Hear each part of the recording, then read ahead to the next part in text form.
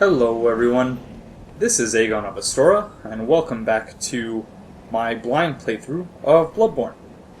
I'm assuming that this is going to be the finale, because I don't believe we have all that much left to do. But before we get into that, let me sincerely apologize for the audio issues experienced not only in episode, I believe it was, 27, but also in episode 28. Or it might have been 26 and 28. But in any case, 28 for sure was the episode where, I noticed a good 20 minutes into my recording that I was using the wrong mic. And rather than stopping it and syncing up the audio again and going through all the usual steps I take to prepare for an audio recording, I just kept going with it. And that was dumb. I apologize because having listened back to it, my voice sounds very muffled. And yeah, doesn't sound at all like it should sound. And I assume that will be distracting, which is a complete and utter shame because that episode and the other episode with crappy audio in it were both, I think, otherwise great episodes, or would have been great episodes, were it not for the audio issues. You may have noticed in the previous episode that I switched back to the other mic that I will no longer take for granted, and I will be continuing to use this one for the finale, which is this episode, or if it goes any longer, then for those episodes as well. So with all of that said, in order to ensure that we have no such issues for this episode, which is, of course, if it winds up being the finale, which I believe it is, even if it needs to run a little bit long, I have closed the window entirely, so the kids are playing downstairs in the daycare as usual, but I'm just going to deal with the heat because 3 of the last 4 episodes to have audio issues would just be unacceptable, in my opinion. So, this one should be a fair bit better. And, yeah, we have some presumably exciting and climactic stuff coming up. Before we get into that, I wanted to point out that, disappointingly, so with the having joined the Vile Blood, so I assume to be this game's equivalent of the Dark Wraiths, we of course received a Cainhurst badge. So I went and I checked out the Bath Messengers, being very careful so as not to, accidentally approach Gehrman and trigger whatever the end game sequences are. Went to the Bath Messengers and checked out the new stuff that was there. And I was very excited to see what looks like a really cool katana. Foreign-made weapon wielded by the royal guards who protect Annalise, Queen of the Vilebloods, at Cainhurst Castle. When the intricate rippled engraving that spans the Chikage's blade is imbrued with blood, the sword sings in scarlet hues. However, the rite eats away at the wielder's very essence. So, kind of sounds like the Chaos Blade. And I wasn't going to use it because, of course, this isn't, if you look at the scaling, this is neither a dexterity build, nor is it a blood tinge build. And I was rather disappointed to see that because I don't meet the requirements, I can't even equip it. I was hoping to see what the transformation looked like, what the moveset looked like, and all that. I assumed that this is the weapon that was being wielded by the Yharnam Shadows.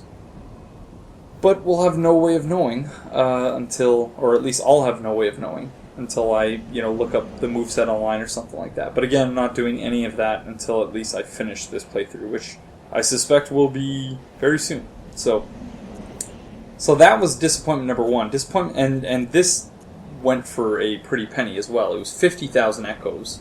So I spent about 20 minutes in between the last episode and this one farming to get to get enough blood echoes so that I could. And it's a good thing, too, because I realized that I was running rather short on blood vials, and I still am. I think I have about 40 in storage. But I was originally, going to upgrade this weapon, but can't use it. And disappointment number 2 is the armor, which The helmet I wasn't planning on using, but silver helmet worn by the royal guards who protect Annalise, Queen of the Vilebloods at Cainhurst Castle.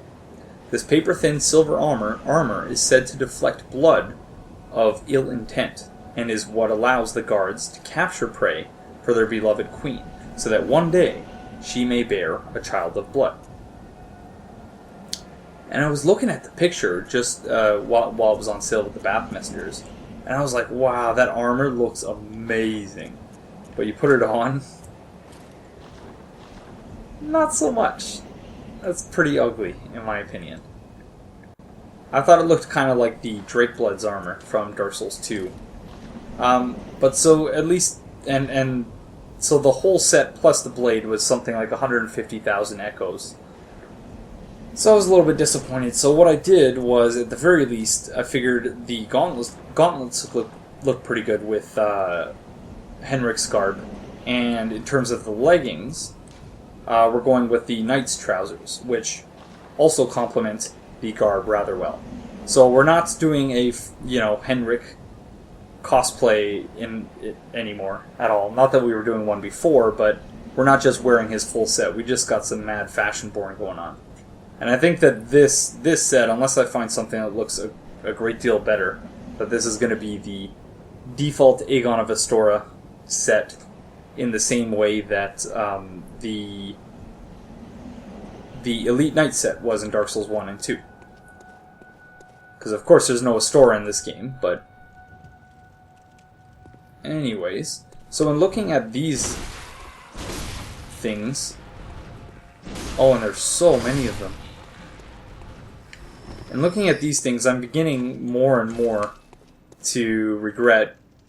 And again, that's the name of, and I mentioned that this was going to be a default Aegon of Astora set, but recall that this character's name is not Aegon, but Regret. And the reason why it's named as such is for precisely what I was about to say. I'm beginning to regret having consumed those third of an umbilical cord items. I'm beginning to think that that was a huge mistake, and that, maybe they're used in a similar way. I brought up the comparison with the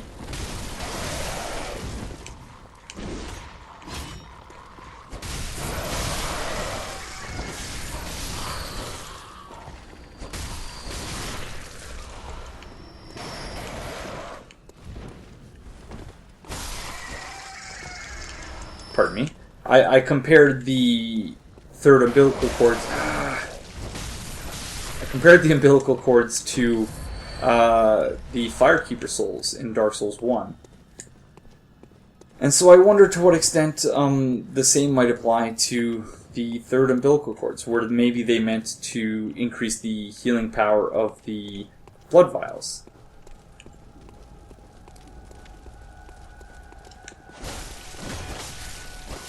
Forgot that you guys barely stagger.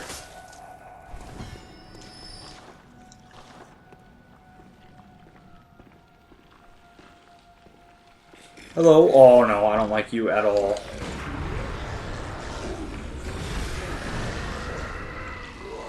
Oh no.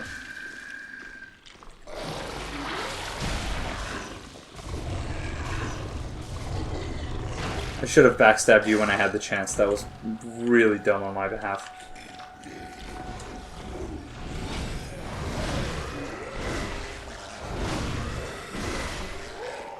Really dumb on my part, I should say. Choir garb, choir gloves, and choir trousers. So let's find a nice safe corner here.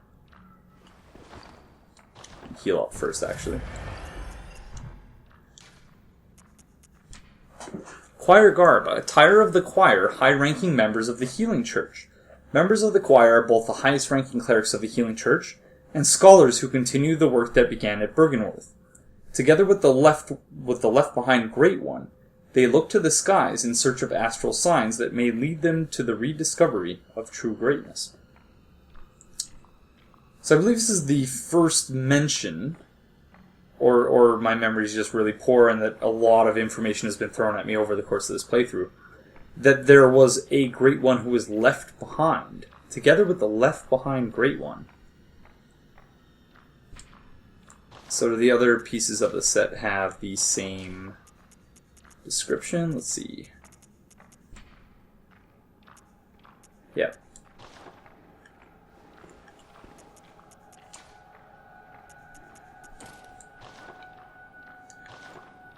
No. Nope. Nope. We're going to stick with the Cainhurst gauntlets and the knight's trousers.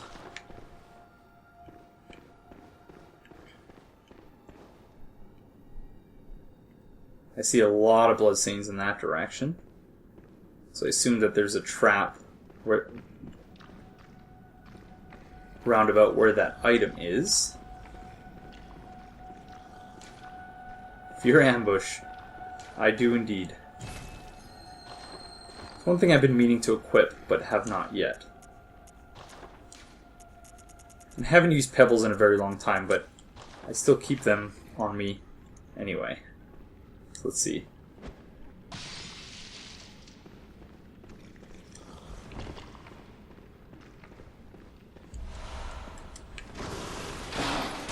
Whoa, hello.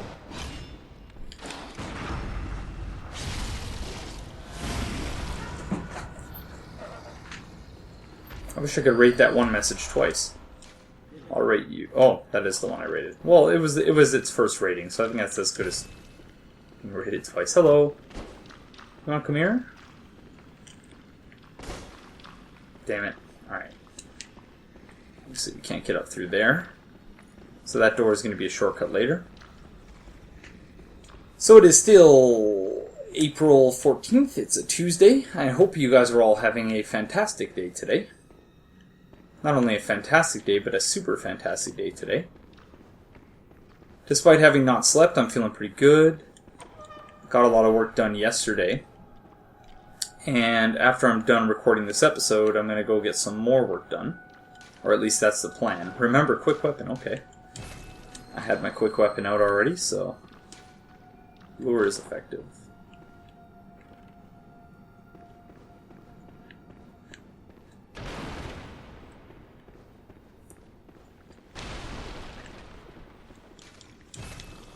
But it's very exciting to be nearing the end of this playthrough.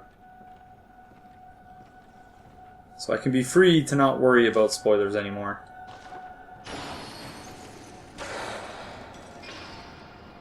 Oh, hello. Oh, wow, there's 3 of them. Okay.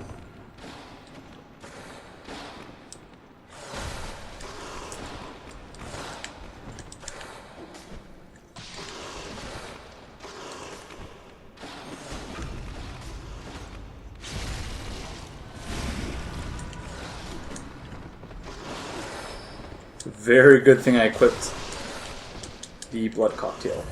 Very good thing.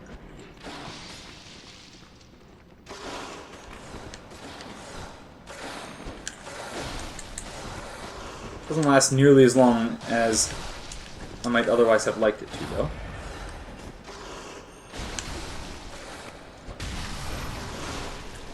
And I am trapped.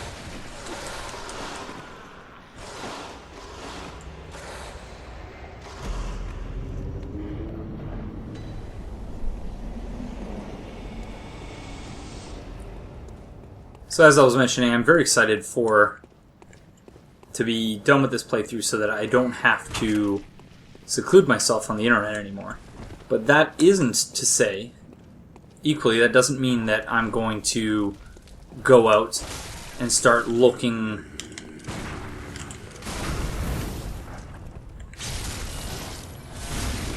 and start reading what all the grand theories are and summary. That scared me. And summaries of the stories and whatnot. Still very much want to make up my own mind about everything, but it will be nice to start being able to watch the beginnings of the blind playthroughs of the YouTubers, many of whom inspired me to start making videos. So among them, I've mentioned them in previous episodes, but, hold that thought for a minute.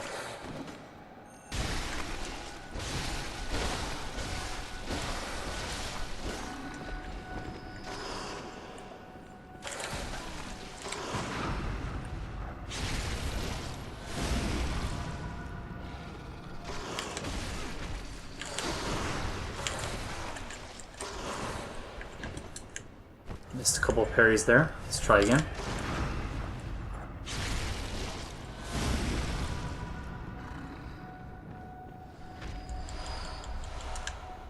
Though I've pretty reliably begun to refer to souls as echoes, I don't know if I'm ever going to refer to parries as interruptions. But as I was saying, indeed, retreat was effective. I'm excited to start watching blind playthroughs, including those of Lobos Jr., Rurikon. Oh, there's another beast over there. Rurikon, Palitime, Reeks of Ambush.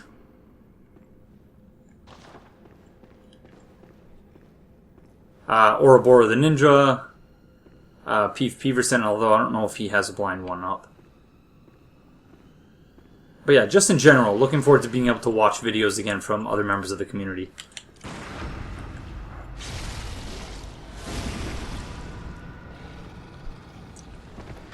Not going to watch any, as I suggested, I'm not going to watch any lore speculation videos or anything like that. I'm just interested in seeing how other people... Ooh, Ritual Blood. Okay, I was trying to open up one of the higher level Chalice dungeons, because I've actually completed another one. Off camera, as I mentioned I was going to be doing.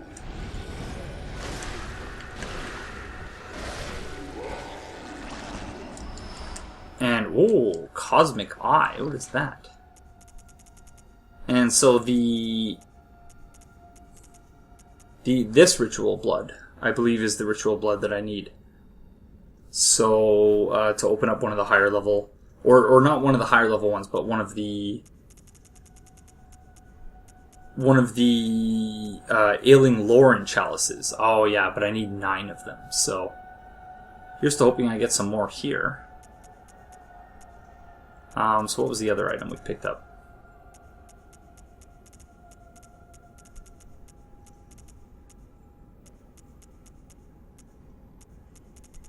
Dagnabbit. Cosmic Eye Watcher Badge. Badge of a member of the choir, elites of the Healing Church. The eye signifies the very cosmos. The choir stumbled upon an epiphany, very suddenly and quite by accident. Here we stand, feet planted in the earth. But might the cosmos be very near us, only just above our heads? Well, the late Carl Sagan would have argued that we are the cosmos. So it's not only above our heads, but we are made of star stuff. We are made of stuff that exploding stars is really all there is to it. And without those stars having exploded, we wouldn't be here today. But very interesting nonetheless, and particularly again, given the apparent time period, the Victorian era, when these questions were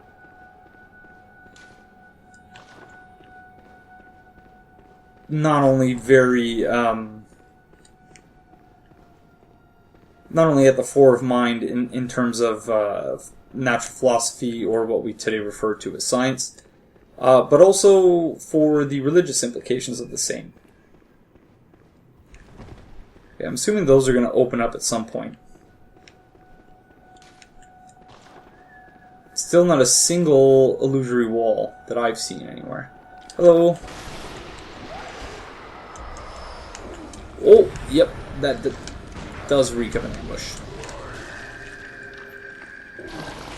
I should go read that message. Ah, damn it.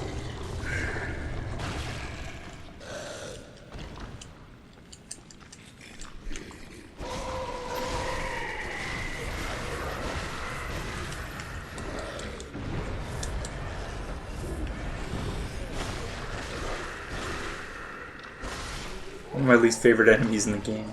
Those things.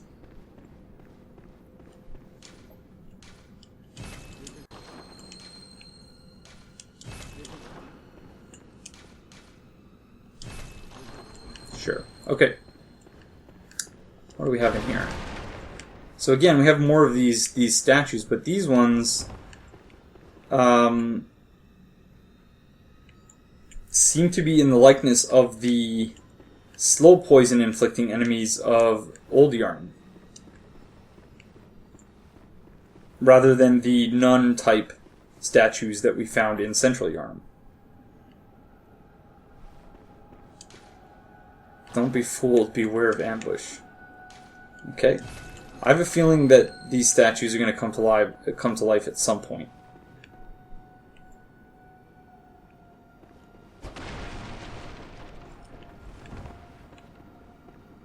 Especially judging by the bloodstains. And there's another one of my favorite enemies there.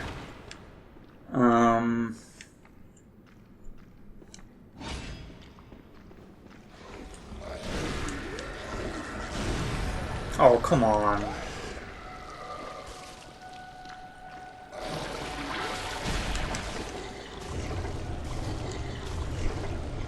I've been mashing the bumper, or the R1, L1, every time I've been grabbed in this game.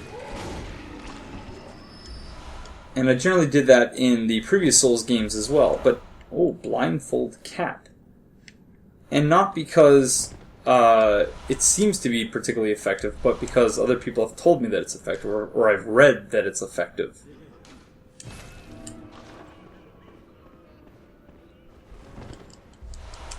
And so, actually I think this is a shortcut, so we should open this first, before we look at item descriptions. There's a blindfold cap. Attire of the choir, high-ranking members of the Healing Church. Members of the choir, okay, yeah. The eye covering indicates their debt to the teachings of Master Willem, even though their paths diverged. Okay. So, shortcut number 1 opened.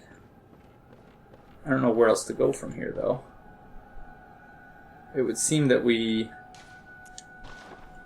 should be heading up there eventually, judging by the enemy standing there.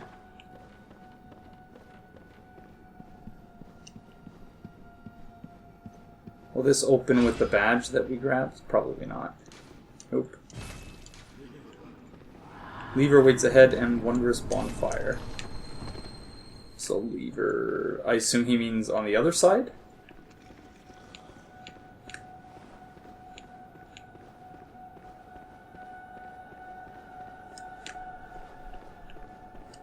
I thought that was a chest for a second.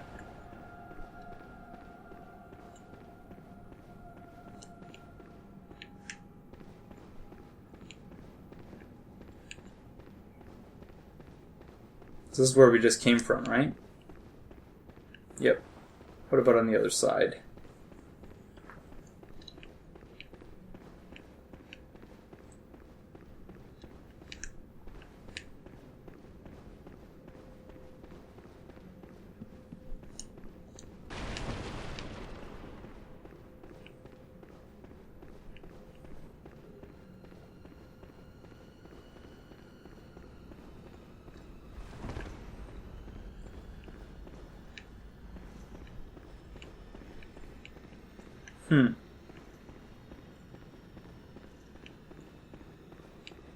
Okay, so we might need to fast forward here.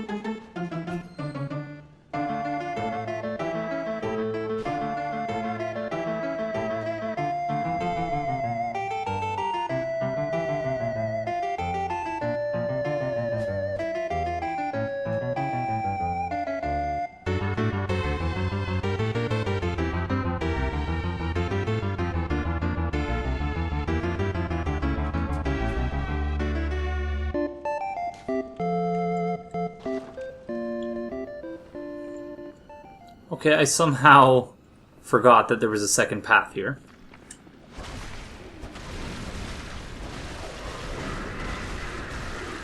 So now that we have 40 endurance, we can R1 spam for days. It's quite nice. Oh, man.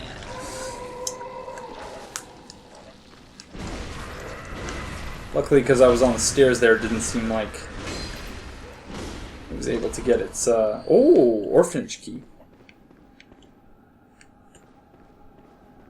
Okay.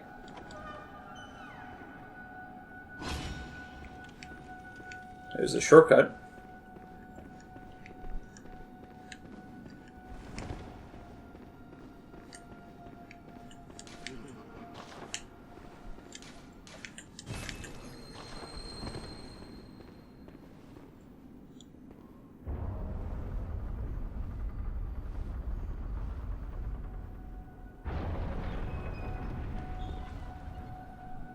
Hi.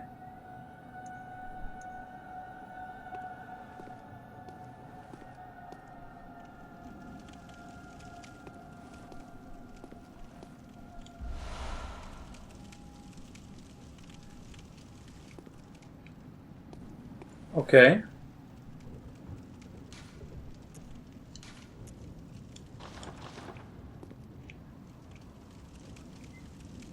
That's an interesting gesture.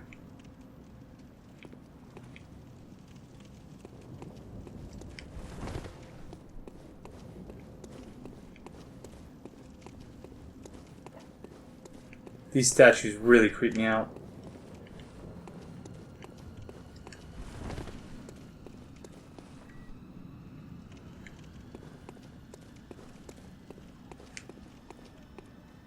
Okay.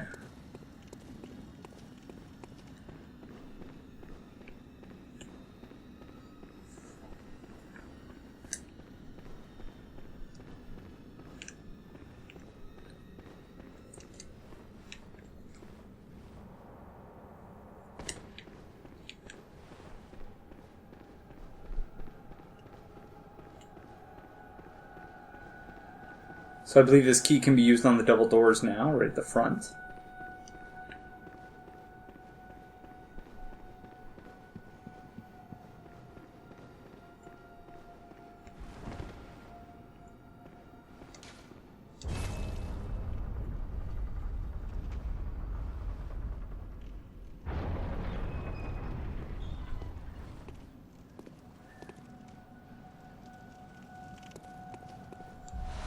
Frenzied Cold Blood, and a shortcut.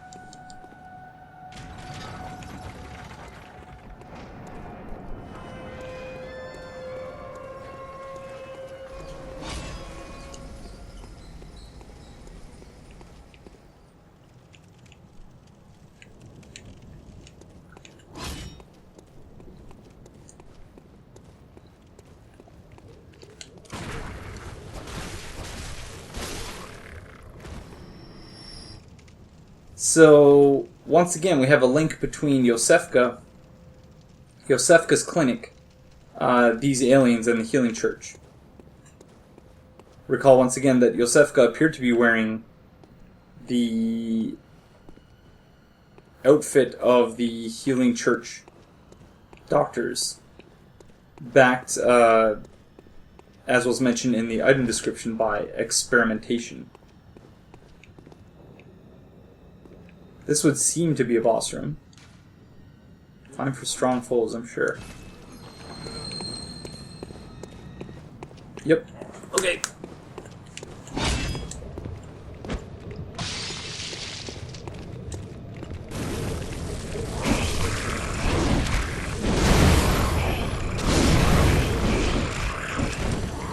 Not a good start. So these are just adds, those aren't not moving the boss's health bar at all.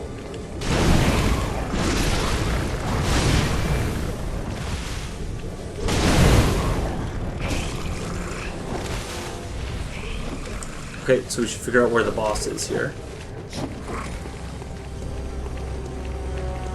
Is that just glitchy, or is it... Oh. Okay, I guess that's a shortcut for afterwards. Notice the glass clipping through the fog gate there.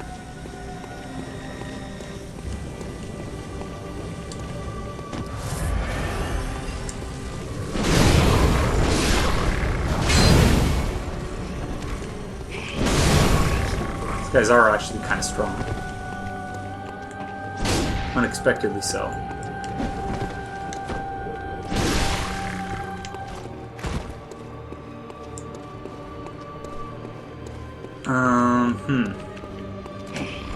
So there appears to be a gimmick here that I haven't quite figured out.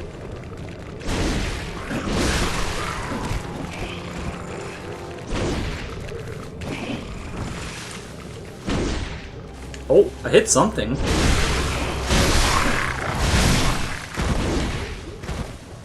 Is it you? It's you!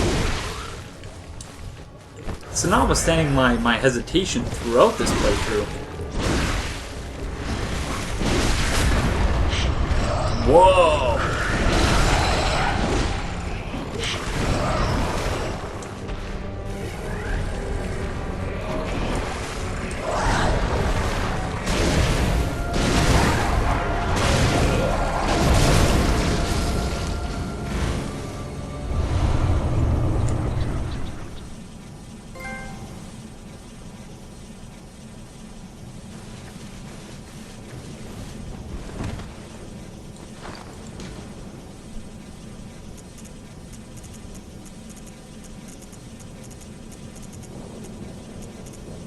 Picked up an item there, I can't recall what it was though.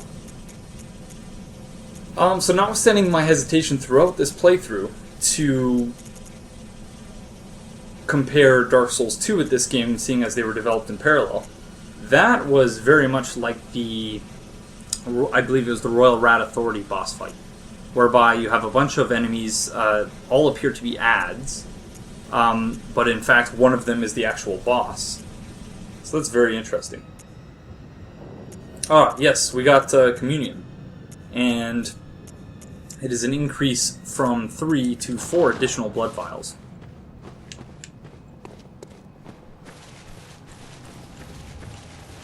And so the name of the boss was Celestial Emissary.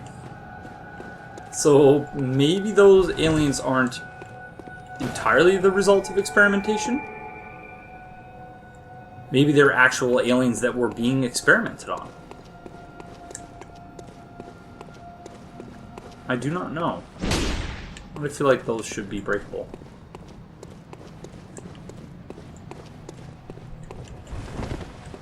So one way I thought you might be able to see whether or not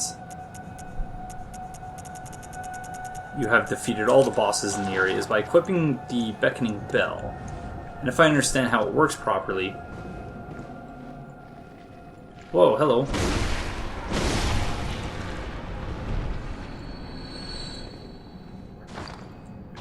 Unless we're in a new area. It looks like we're in a new area. So I don't want to accidentally summon someone.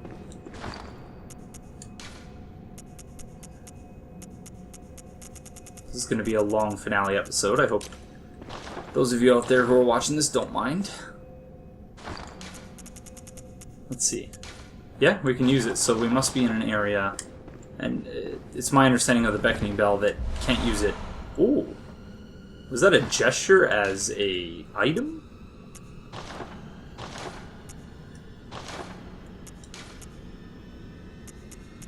Or was it something else? I gotta stop hitting the button so fast.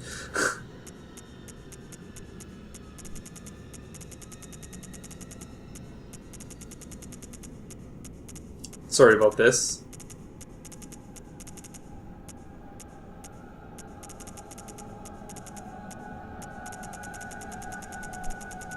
Sure, I'm going to feel very... Oh, it was a rune.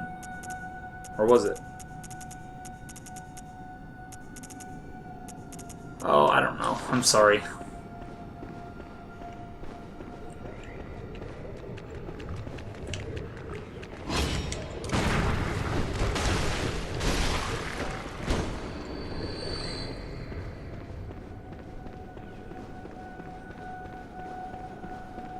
Is this the same path? Yeah.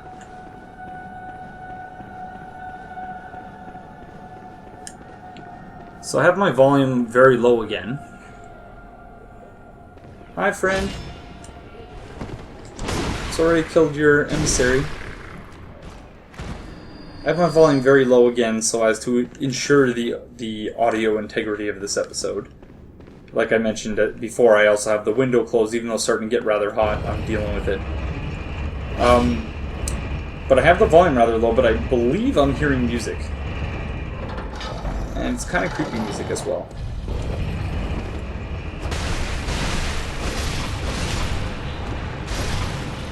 From what I can tell, because again, I have the volume very low.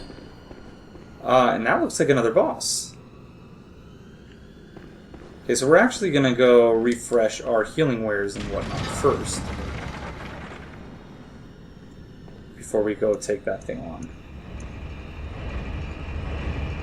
Because that looks rather scary.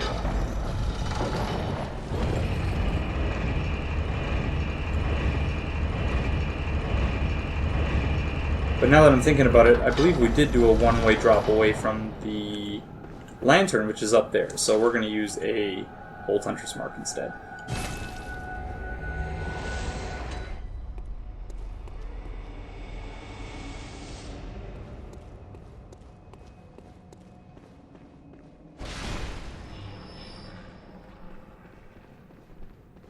So now that we are at level 110, no longer leveling up. Mostly because, once again, I have certain OCD tendencies, for better or worse.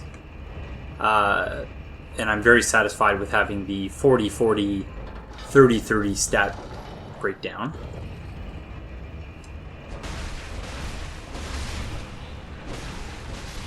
If I get a ridiculous amount of echoes from one of the remaining bosses, what I will do is, if I do decide to level up, I'll only go up to 120. Altar of Despair. I'll go up to 120 and put the remaining 10 points into Vitality, I believe. Because 40 was the soft cap, I believe, or the hard cap, I can't remember. I think it was the soft cap for endurance in Dark Souls 1. So I'm going to assume it's the same here. But in any case, let's say hello to what looks like a boss here. No fog gate yet.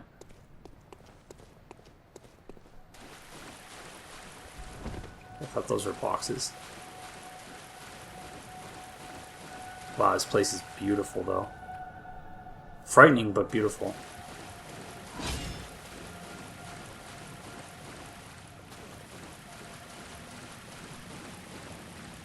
Hi.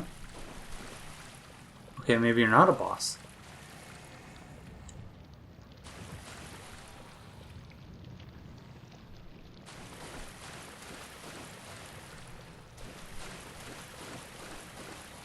You seem peaceful.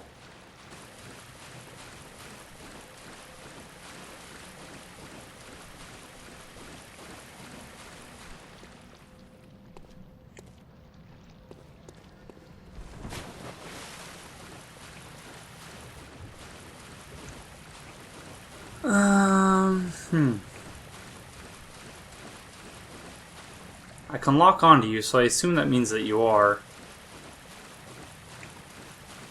hostile to some extent.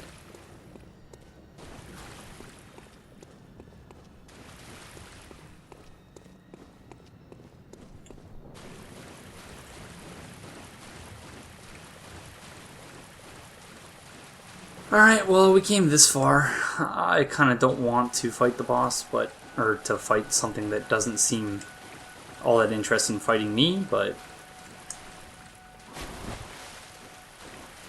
this is the final episode, and we have reached what seems like a dead end.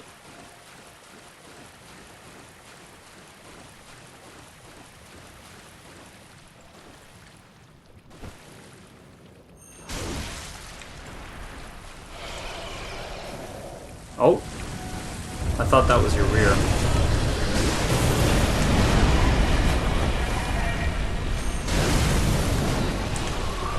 You have at least 8,000 HP. That is a lot of HP.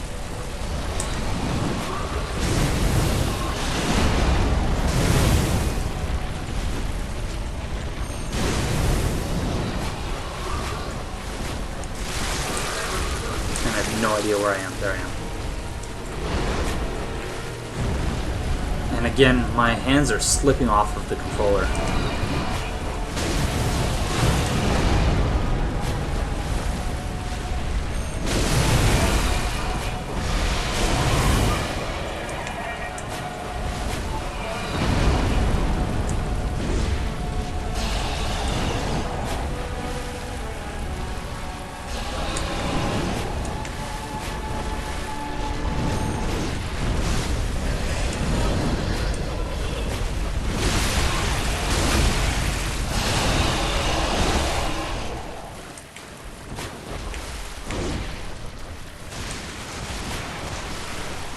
And so far as I'm able to do a critical attack there, I keep missing it.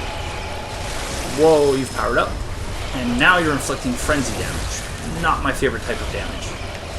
Oh, crap.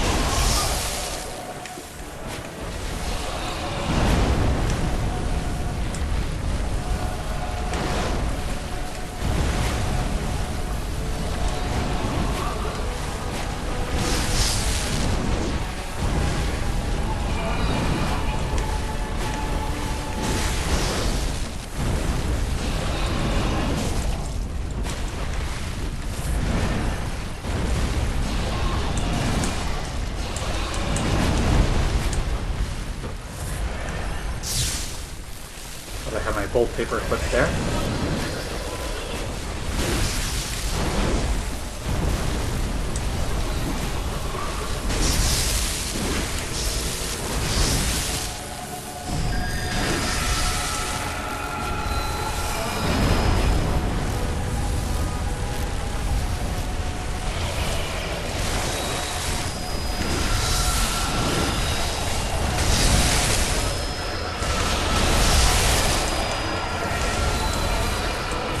Where am I?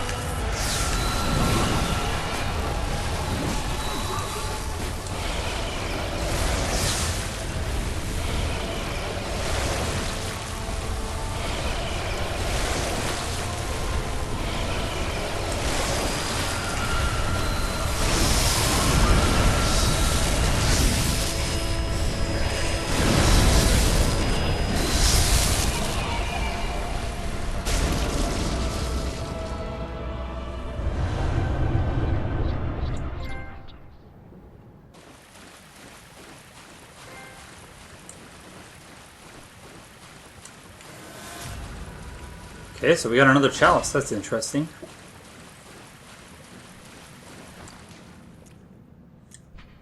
A chalice that breaks a labyrinth seal. Great chalices unlock deeper reaches of the labyrinth. The great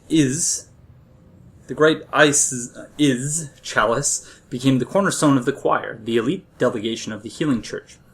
It was also the first great chalice brought back to the surface since the time of Bergenorth, and allowed the choir to have audience with Ebrietas.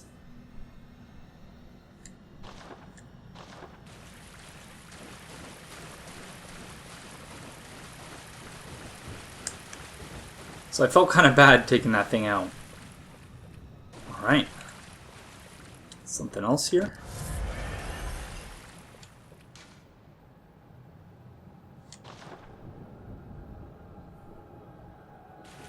Okay, so we're missing something that we need to be able to interact with that. But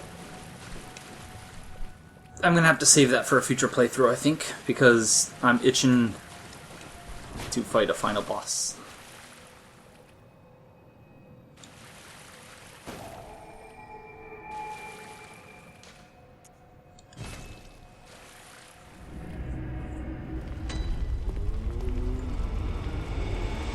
Oh, alright. Here goes nothing. And assuming that my playthrough long assumption that I should take Dark Souls 1 or Demon Souls as an example of what to expect in this game as opposed to Dark Souls 2. In both Dark Souls and Demon Souls, once you defeat the final boss, that's it. There's no going back. There's no returning here and continuing on as though nothing happened, as is the case in Dark Souls 2 and Majula, which just continues in its state of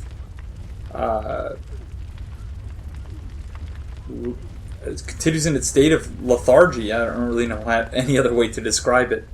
All the people just continue sitting there. Some of their dialogue changes, but there's certainly nothing in Majula like this once you've beaten the game, where the world changes in such a way that you can't imagine it going back to a state of normalcy, or at least normalcy for the player character. So we did receive a badge, so let's see if we got anything new from the Bath Messengers. So I think that's it in the way of consumables. I believe we were able to buy twin bloodstone shards before, but no point, especially for 10,000. All these items remain the same. The Blade of Mercy is... Oh, and this is another thing I wanted to mention. So this is Eileen the Crow's weapon. And what she said about being a hunter of hunters, I didn't understand quite what that meant initially.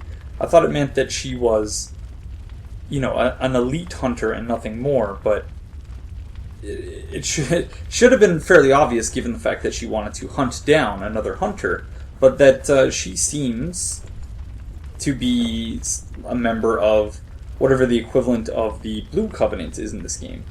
And of course, I won't know until my next playthrough, because I stupidly stood by and watched her die as she was throwing poison, or throwing knives, presumably poison, but I wouldn't put it past her to just throw normal poison, or normal throwing knives at Henrik, who killed her. But yeah, I would have been very interested to see how her quest line would have played out, but again, I'll have to save that for a separate playthrough. Or perhaps I might do one-off videos where I kind of go in shorter videos where I fill in the blanks of things that I may have missed. I don't know. We'll see. Don't have... Unless this is... Ah, yes. A special weapon used by the choir, high-ranking members of the Healing Church. Sprays a cloud of sacred mist, created by using blood-imbued quicksilver bullets as a special medium.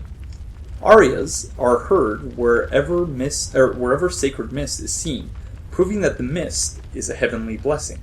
I don't know if that really proves anything, but... Oh, for a maiden, why is it that you weep? Okay.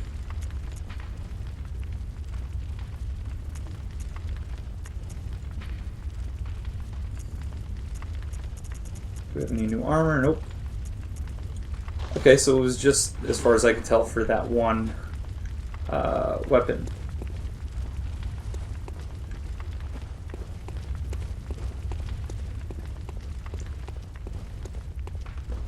So, definitely going to want to see if we need to repair our weapon. I did do some blood gem modification last time I was here. I'm just going to double check, make sure I don't have anything better in terms of total damage. It doesn't look like I do. But I was able to get an increase in total damage last time I was here. And we're up to 492 now, which is pretty damn good. And you can see the Carol Rune effects. We have max HP plus 10%. Found that one in the Nightmare Frontier. Boost max stamina 15%. Can't recall where I found that one. I think Patches might have given that one to us. Max vials held up plus 4. And continuous healing near death. Which I assume is FromSoft's way of giving invaders some mechanism for healing, because I don't believe there are any healing spells or warmth or anything of that sort in this game. So, I don't know. See if the... Oh no, but you guys are right by the fire. Can't you get the doll to help you move or something? I guess that is kind of a heavy bat. Well, let's see if I can give you some insight. I do have 68. So here. Buy a couple of bolt papers, a fire paper.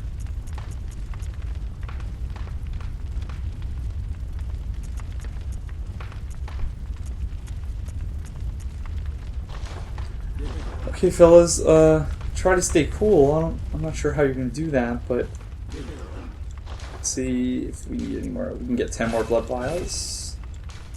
And Quicksilver bullets. That reminds me of, in the previous video when I showed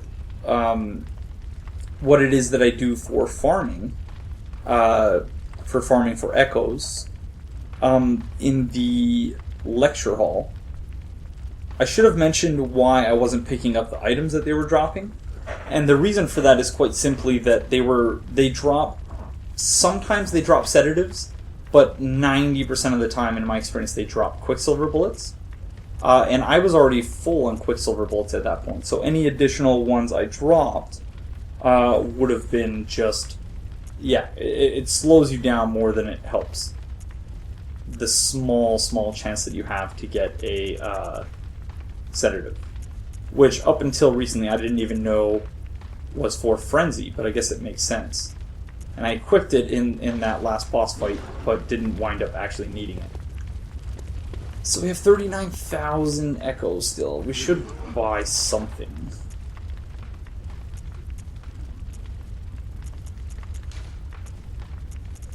I'm sure you can never use enough ritual blood.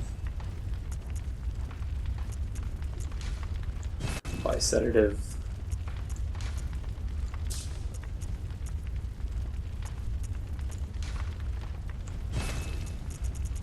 Okay. Alright, I'm scared. Do you have any words of wisdom for me, doll? Gehrman awaits you at the foot of the great tree. Go on, good hunter. Good hunter. Farewell, may you find you. I'm scared. At the foot of the great tree. Which one is the great tree? I'm going to assume it's where he was sleep talking before. And I also probably going to want to equip some things. Bolt paper, let's get fire paper just in case.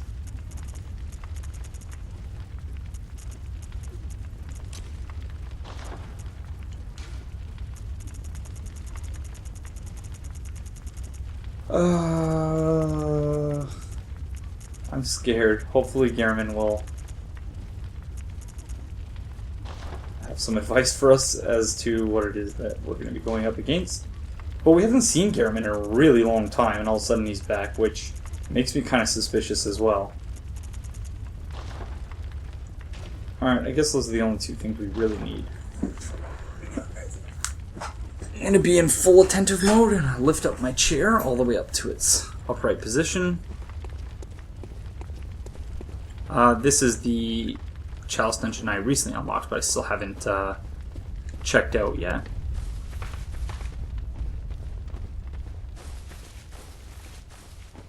Gehrman, where are you? Okay, maybe my initial suspicion was correct in that it would be by the gate.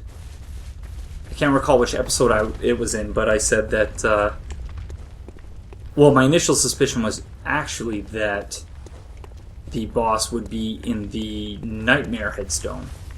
But then my subsequent one was that it would be through the gate that's over here, because it said closed.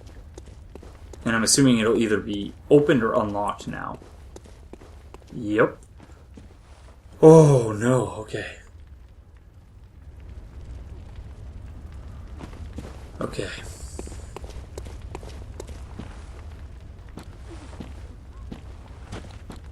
Wow.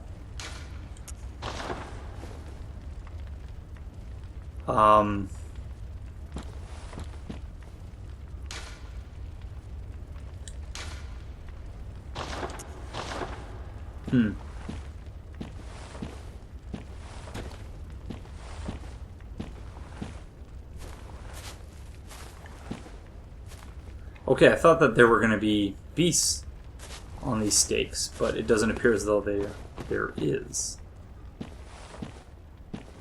So this is different than the abandoned church workshop, which, as you may or may not recall, where we're standing right now, there was a building that led us into the abandoned church workshop. Is that Gehrman? It is. Okay. So before we trigger whatever it is that we're going to trigger by going over to him, let's explore around here first.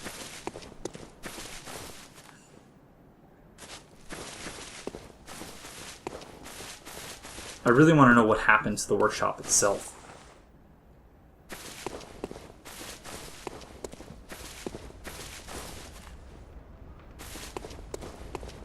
Okay, I need to dry off my hands because my hands are sweating now.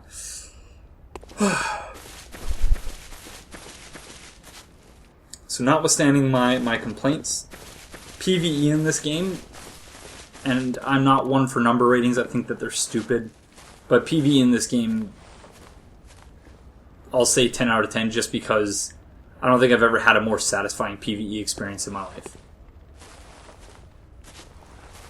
Hey Gehrman, where you been, buddy? You just been hanging out over here by yourself? Good hunter, you've done well. The night is near its end. Now, I will show you mercy. You will die, forget the dream, and awake under the morning sun. You will be freed from this terrible hunter's dream. What?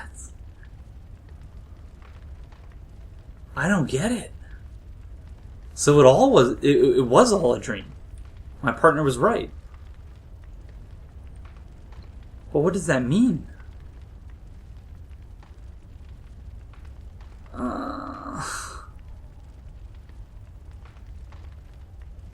He said he would show me mercy. But we've already been this far. This reminds me of the choice that Tom Cruise, or at least Tom Cruise's character, faced at the end of Vanilla Sky. For anyone who's seen that movie, he finds out that he's essentially, been living a simulation, a dream, and he has a choice towards the end of jumping off a roof and returning to the real world as it is, 100 years past, 100 years after his death, or to just re-awake in the dream, not remember anything that happened prior to that in his dream, and just continue on in that state.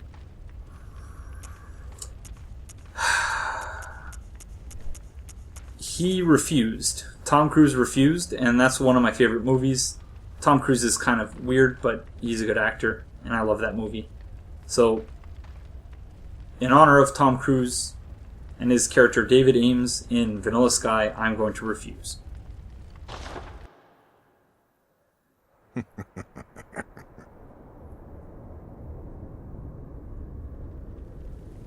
Dear, oh dear, what was it?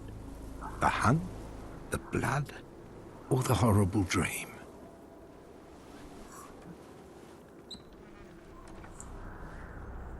Oh, it doesn't matter.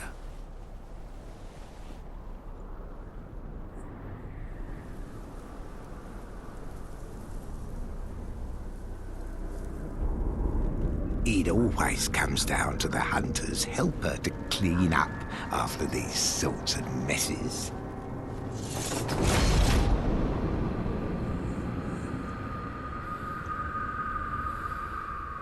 Tonight, Gehrman joins the hunt. What? No, you're my friend!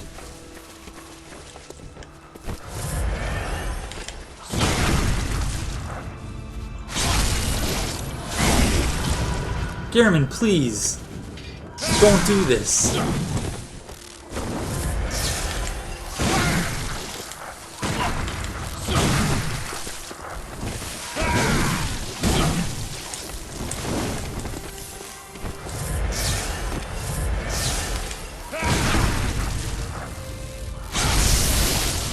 Gehrman, please.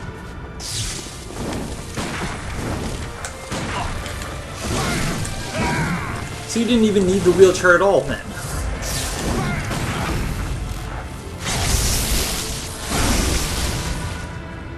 Gehrman.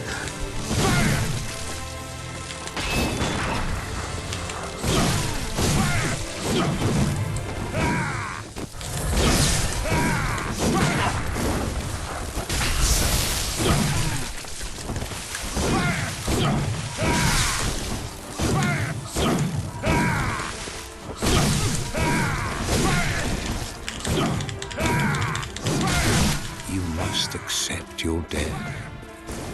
Be freed from the night.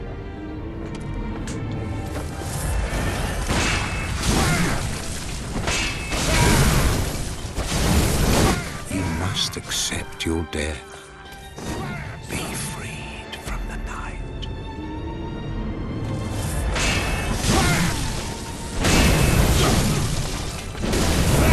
You must accept your death. Be freed from the night.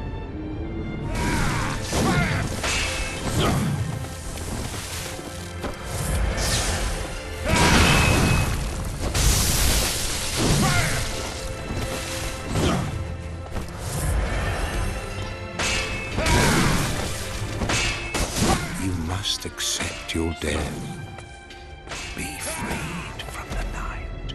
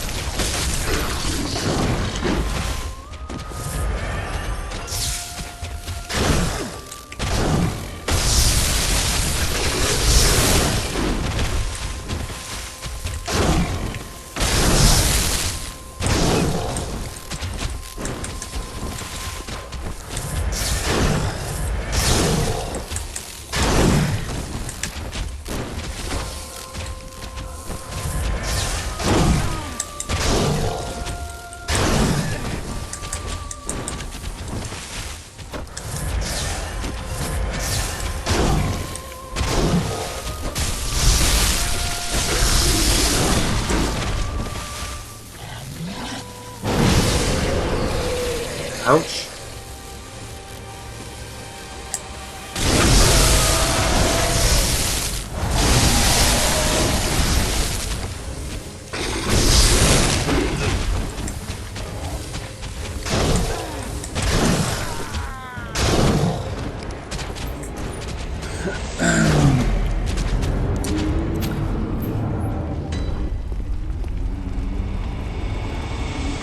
Alright, so I have no idea what to make of any of this.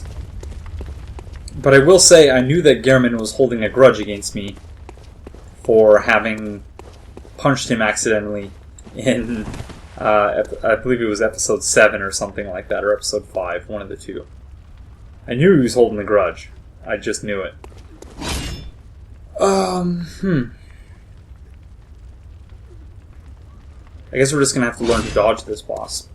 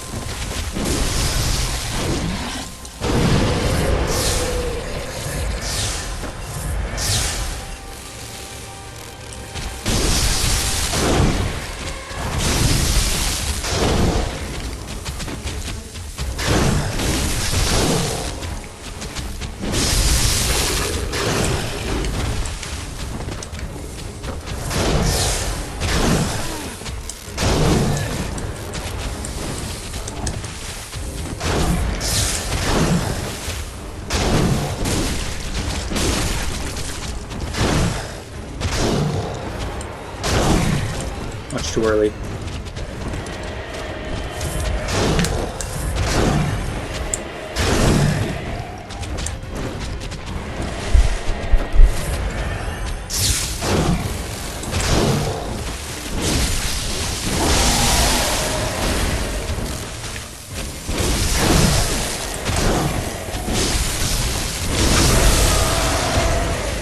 Critical? Yes.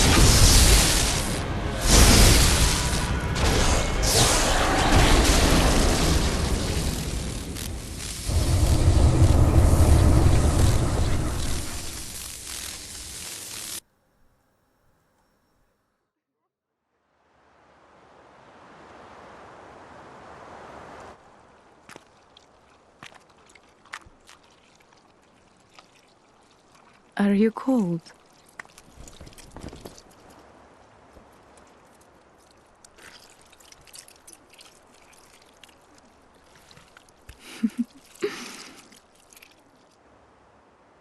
Oh, good hunter.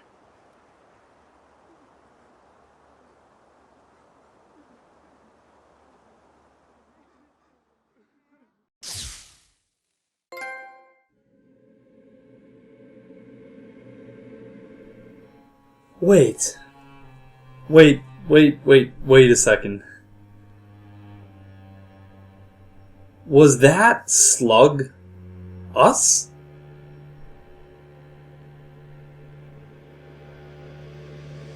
Were we never, in fact, even human? Are you cold? Good hunter. So she referred to that slug in the exact same way that she refers, or that she addresses us. So again, perhaps lending credence to my partner's theory that, and not even lending credence, it seems to be all but confirmed at this point, that the entire thing is a dream of sorts. And it's said throughout the entirety of the game. But that seemed, to me at least, to be a little bit too, at least initially, a little bit too on the nose, I guess. In that is a trope that, as I understand, is generally frowned upon, things being a dream. But Yeah.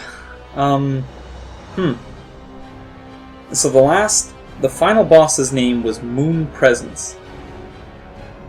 So presumably, putting aside the whole us being a slug thing, which I have no idea what to make of that. Putting that aside, we slayed the Moon Presence. And what were the umbilical cords for? That's another thing I don't understand. That seemed like there was going to be an enormous payoff there, and there really wasn't, or didn't seem to be one. And I know I'm probably going to, revisit this commentary in a couple of months' time after I know the game much better, and kind of scoff at myself. But that's essentially why I wanted to do this. To, have a historical record of my own journey to understanding, or at least journey to even the mildest form of comprehension of the story. But as of right now, I'm just flabbergasted, amazed, confused, intrigued all at the same time. I know that FromSoft generally, and true to the Soul series itself, and its the open-ended nature of its narrative, that they don't generally have an ending that's much longer than 30, 45 seconds, something like that. But that ending was 10, 15 seconds. And so as I understand it, again, there are 3 endings. That's something I had spoiled for me. And so I assume I'll have to see the other 2. But I wonder, did I go wrong somewhere to have triggered the... And where does the 3rd ending come from? Because I'm assuming 2 endings, one being that you take Gehrman's advice and you just awaken from the dream and not know that any of it happened. Or, on the other hand, you refuse, as I did. I pulled a Tom Cruise from Vanilla Sky, and decided, no, I want to see this through. I guess a reverse Tom Cruise from Vanilla Sky, because he chose to awake from the dream. But he chose to awake from the dream and maintain the knowledge of what happened in the dream. So he chose not to forget, and so that's how I was looking at it. Do I want to forget, or do I want to face up to whatever it is that is so horrible about the nightmare? And yeah, this game, in general, everything about it is very much like a nightmare. The just horrific endings to... And I know that there are a number of NPCs whose storylines we didn't see through. We didn't see Alfred. Of course, Eileen the Crow met an untimely end, thanks to my complacency while she fought Henrik. But of the NPCs whose storylines we did see through to the end, and even those we didn't, like the old lady from Central Yarnum, yeah, there were... And I know generally there are no happy endings in the Soul series, but that was as miserable an ending as you can get, even though it wasn't even an ending. Same thing with Ariana, the sex worker from the Cathedral ward. She gave birth to one of those creatures that we found in a similar looking creature to that which we found in the orphanage, or in the upper Cathedral ward. That looked, I guess, yeah, like a mixture of one of the Great Ones, presumably the remaining Great One was the one that we fought right there at the end of the game, and Ariana herself. And I realize very much that none of what I'm saying is very coherent at all, but I thought I would just record my stream of consciousness as I tried to process the ending. And so, yeah, none of this was intended to be coherent in any way, shape, or form, because, yeah, I, as you can tell, I'm rather confused. But such is the nature of the Souls games. And in this case, I assume we're going to begin New Game Plus at this point. But whatever the case is... Good. Yeah. All signed and sealed. So I'm going to skip this.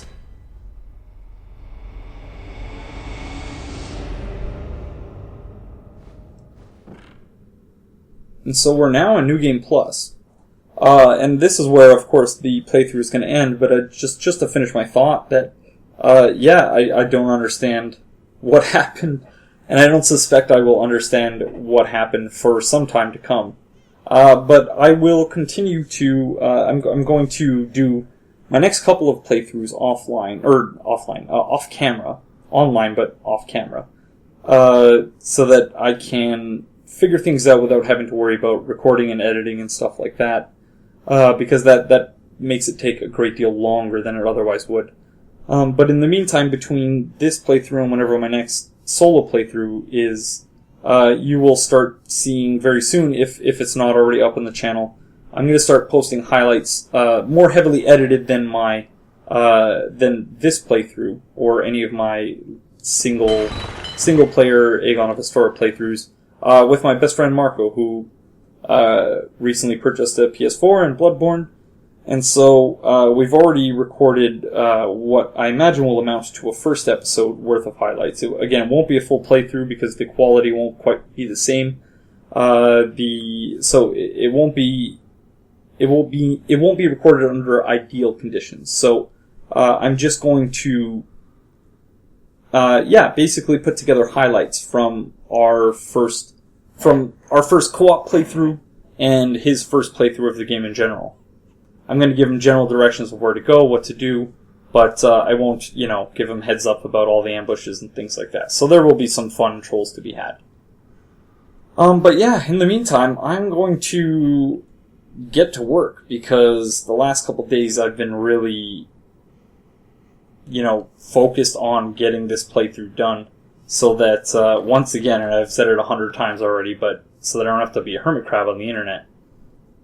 But if you were with me from the start, or even if you weren't, I very much appreciate you watching my second ever playthrough on YouTube, but the one that I was most eagerly anticipating.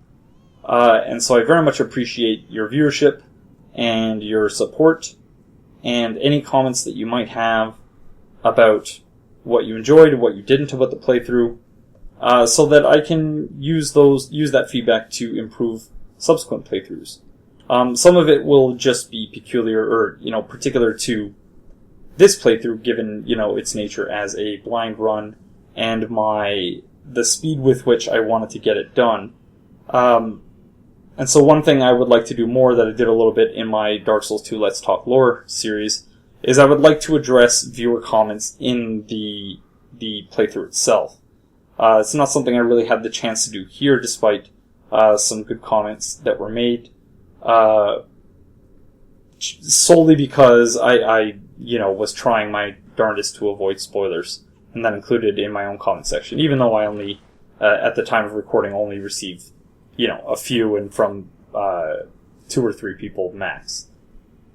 But all that said, this episode has gone on long enough, so I very much appreciate you joining me once again, and I will see you in the next playthrough. Bye-bye!